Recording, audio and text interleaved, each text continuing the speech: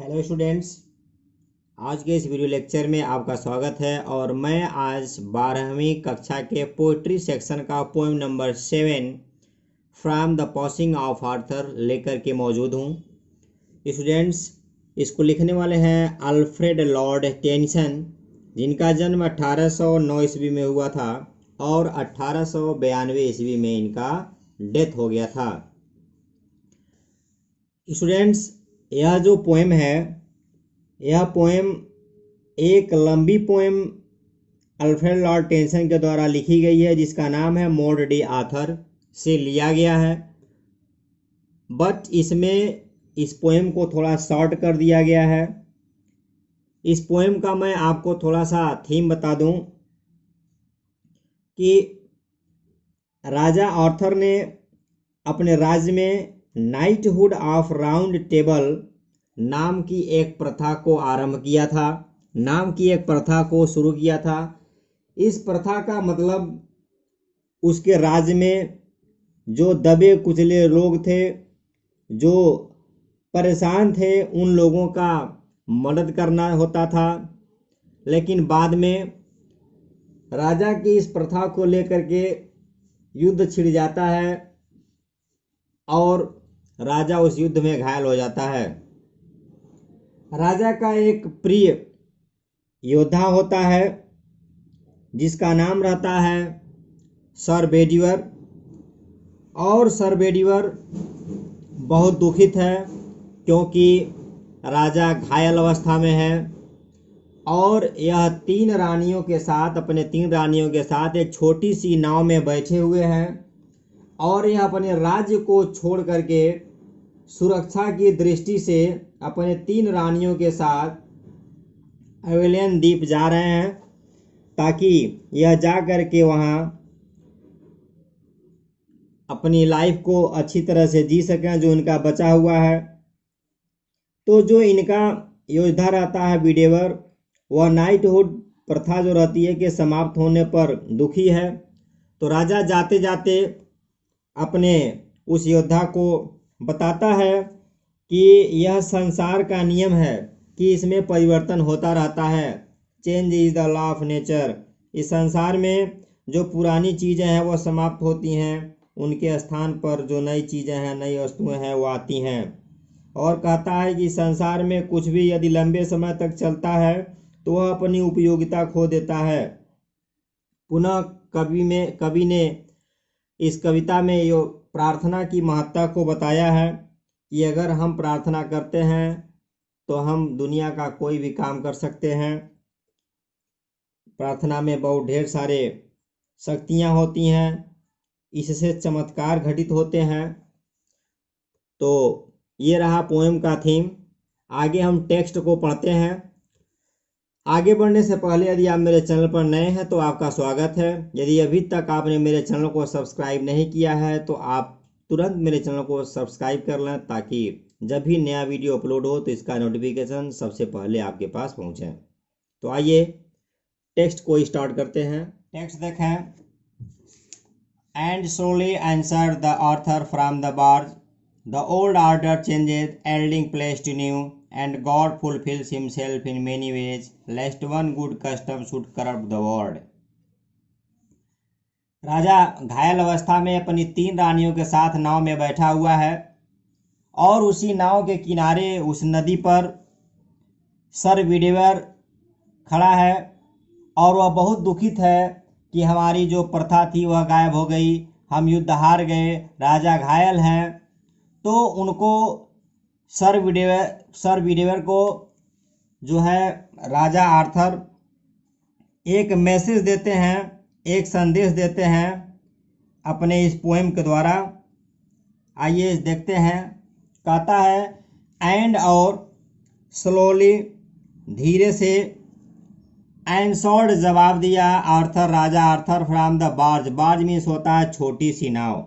बताता है नाव से राजा आर्थर ने धीरे धीरे बेडीवर को उत्तर दिया, कहा, बताया, समझाया। क्या कहा? The old order changeth. Old means old order, पुरानी प्रणाली, प्राचीन प्रणाली।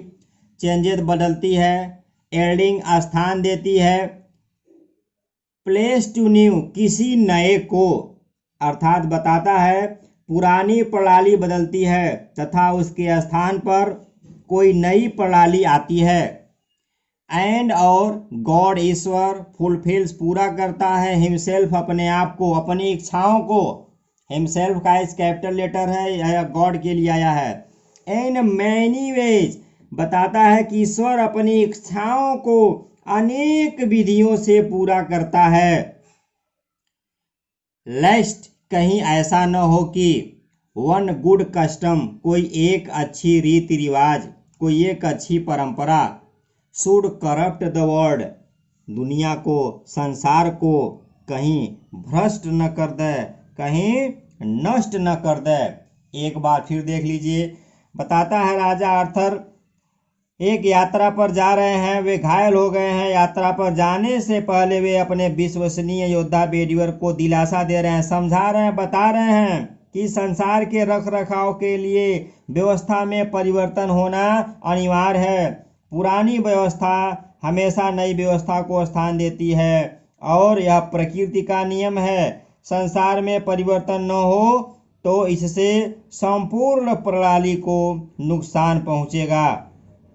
स्टूडेंट्स आगे देखा क्या बताता है, कहता है कंफोर्ट दाई सेल्फ, कहता है राजा आर्थर अपनी योद्धा से, कंफोर्ट मीन्स होता है सांत्वना देना, कहता है अपने आप को सांत्वना दो, अपने आप को सांत्वना दो, अपने अंदर धैर्य रखो। व्हाट कंफोर्ट इज इन मी, बताता है कि मैं तुम्हें क्या धैर्य दे सकता हूँ, मैं तुम्हें कोई धैर्य नहीं दे सकता हूँ। I have lived my life, मैं अपनी जिंदगी जी लिया हूँ, मैं अपनी लाइफ किसी तरह से काट लिया हूँ। एंड और that which I have done, जो मुझे करना था मैंने वो कर लिया, जो मुझे पाना था मैंने वो पा लिया। आगे बताता है मैं he within himself make pure, he का तात्पर्य यहाँ ईश्वर से है।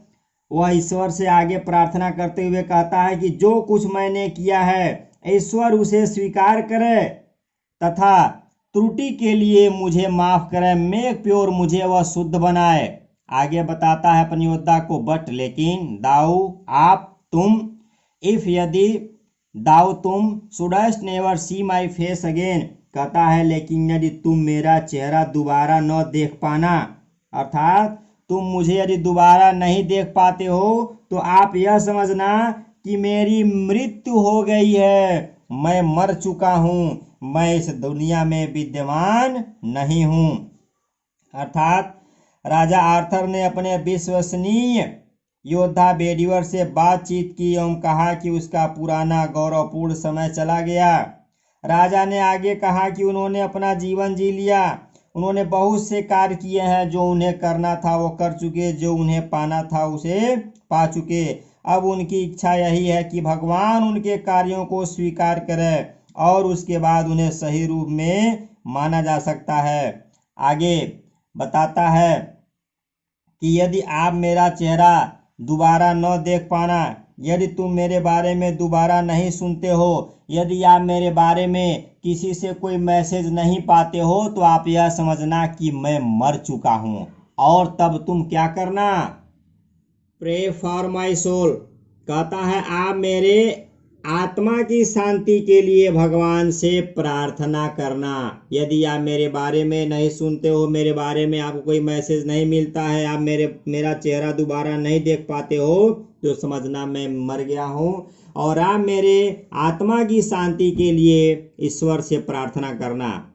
आगे देखिए स्टूडेंट्स, आगे जो लाइंस लिखा हुआ है इसमें कवि ने, अल्फ्रेड लॉर्ड टेंसन ने प्रेयर के इम्पोर्टेंस को बताया है, बता रहा है कि प्रार्थना में कितनी शक्ति होती है। बता रहा है मोर थिंग्स, बहुत ढेर सारी चीज़ें, बहुत अधिक चीज़ें, और रॉट बाय प्रेयर्स, बताता है रॉट किया जाना, प्रार्थना के द्वारा की जा सकती हैं, पाई जा सकती हैं।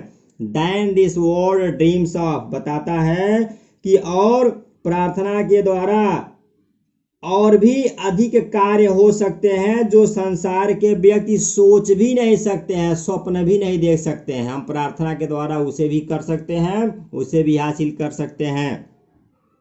आगे बताता है वेयरफॉर, इसलिए इस कारण से let thy voice rise like a fountain for me night and day, night and day, दिन और रात, फॉर मी, मेरे लिए, लाइक अ फाउंटेन, एक फव्वारे की तरह से। लेट दाई वॉइस, आप अपनी आवाज उठाते रहना, प्रार्थना करते रहना। अर्थात बताता है कि जिस प्रकार से एक फव्वारे से पानी के छींटे निकलकर उत्तरोत्तर ऊपर की ओर जाते रहते हैं, उसी प्रकार से आप अपने आवाज के द्वारा मेरे लिए दिन और रात ईश्वर से प्रार्थना करते रहना चाहिए। आपको जो है मेरे लिए ईश्वर से दिन और रात प्रार्थना करते रहना चाहिए।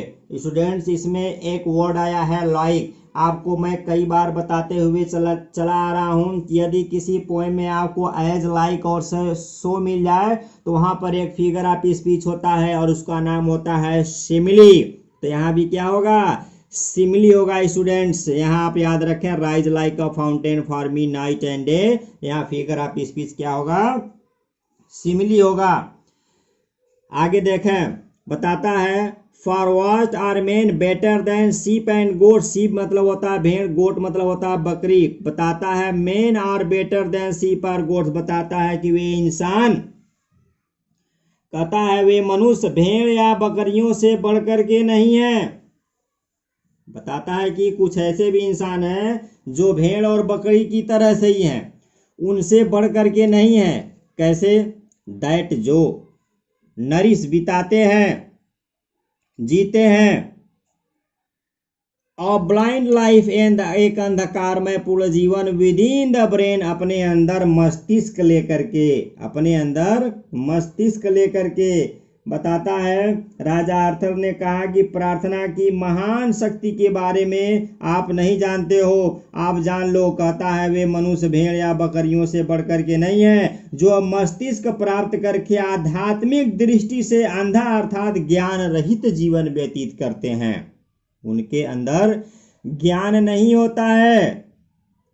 आगे देखा क्या कहता है, कहता है इफ नोइंग गॉड, कहता है वे जानते हैं कि ईश्वर है, they lift not hands of prayer, बताता है फिर भी वे प्रार्थना के लिए हाथ ऊपर नहीं उठाते हैं। बोथ, दोनों के लिए, फॉर देमसेल्व्स, अपने लिए, and those who call them friends, और जिन्हें वो अपना मित्र कहते हैं, जिन्हें वे अपने करीबी समझते हैं। बताता है ईश्वर को जान करके भी वे स्वयं के लिए तथा उनके लिए जिन्हें वह मित्र कहते हैं, जिन्हें वह अपना कहते हैं, जिन्हें वह अपना समझते हैं, वह हाथ उठाकर प्रार्थना नहीं करते हैं। तो ऐसे व्यक्ति जो है वह इस जो है इंसानी रूप लेकर के क्या करेंगे, केवल वह शरीर से इंसान है, बाकी उनके अंदर भेड़ और बकरियों की तरह से ही समझ उनके अंदर है। आगे वह ईश्वर की महत्ता को बताते हुए कहता है, क्या कहता है, कहता है for so the whole world round earth is every way, कहता है कि यह जो पूरी दुनिया है, यह पूरी जो दुनिया है, यह होल राउंड चारों तरफ से बाउंड बांधी गई है, बाय गोल्ड चेन, सोने के जंजीर द्वारा, about the feet of God, ईश्वर के पैरों में, ईश्वर के पैरों में। कहता है कि हे वीरवर, कहता है प्रार्थना एक कड़ी है जो सोने की जंजीर की सहायता से इस विश्व को ईश्वर के चरणों में बांधती है। बट नाउ फेयरवेल, कहता है अब मेरा जाने का वक्त हो गया है, मेरे जाने का समय हो गया है, मुझे आप विदा कीजिए। अर्थात बताता है कि राजा ने बेडीवर को उनकी आत्मा की शांति के लिए प्रार्थना करने के लिए कहा। उन्होंने कहा कि बेहतर जीवन जीने के लिए सबको हमेशा ईश्वर से प्रार्थना करते रहना चाहिए। यदि हम प्रार्थना करें तो इस संसार में सब कुछ पाना संभव है। प्रार्थना के अंदर बहुत सारी शक्तियां होती हैं एवं अन्य किसी माध्यम के अतिरिक्त प्रार्थना के द्वारा इस संसार में बहुत सी चीजें प्राप्त की जा सकती हैं, परंतु हमें प्रार्थना निरंतर करते रहना चाहिए, और वो भी उस तरह से जिस प्रकार से फव्वारा पूरी ऊर्जा के साथ लगातार उत्तरोत्तर आगे बढ़ते रहता है। आगे बेडीवर ने मनुष्य और जानवरों के बीच में अंतर बताते हुए कहा कि इंसानों के पास मस्तिष्क होता है जबकि जानवरों के पास नहीं होता है। तो इसलिए यदि आपको ईश्वर ने मस्तिष्क दिया है तो आप प्रार्थना के विषय में सोचिए, क्योंकि जानवर नहीं सोच सकता। जानवर धार्मिकता की भावना से वंचित होते हैं, किंतु आपके पास तो मस्तिष्क होता है, इंसानों के पास तो मस्तिष्क होता है। एवं वे अवश्य जानते हैं कि प्रार्थना में बड़ी शक्ति होती है जो जीवन में चमत्कार ला सकती है। राजा आर्थर अपने विश्वसनीय शूरवीर से यह प्रार्थना कर रहे हैं कि वह उनकी आत्मा की शांति के लिए प्रार्थना करें। और आगे वह कहते हैं कि भेड़ और बकरियों के पास सोचने और मूल्यांकन करने के लिए मस्तिष्क नहीं होता है, किंतु यह गुण इंसानों के पास है, इसलिए उनको इनका प्रयोग करना चाहिए, क्योंकि प्रार्थना ही इंसान और ईश्वर के बीच में कड़ी का काम करती है। यह प्रार्थना ही हमको ईश्वर से जोड़ने का काम करती है और यह मनुष्य को ईश्वर की सुरक्षित छाया में ले जाती है। अब मेरा जाने का समय हो गया है, मेरा जाने का वक्त हो गया है, मुझे आप जाने दें। और आपको जो मैं मैसेज दिया आपके लिए इतना काफ़ी है। तो स्टूडेंट्स, आज तरह से आपका यह चैप्टर समाप्त होता है। यदि आपको एक बार में यह वीडियो यह देखने के बाद अगर आपको यह चैप्टर समझ में नहीं आता है, पोएम समझ में नहीं आता है, तो आप दोबारा एक बार और देखें। मुझे पूरा यकीन है कि आपको ज़रूर समझ में आएगा। तो स्टूडेंट्स, इसी के साथ आपका यह लेसन आज का समाप्त होता है। फिर हम कल नए वीडियो के साथ नए लेसन में हाजिर होंगे। तब तक के लिए अलविदा।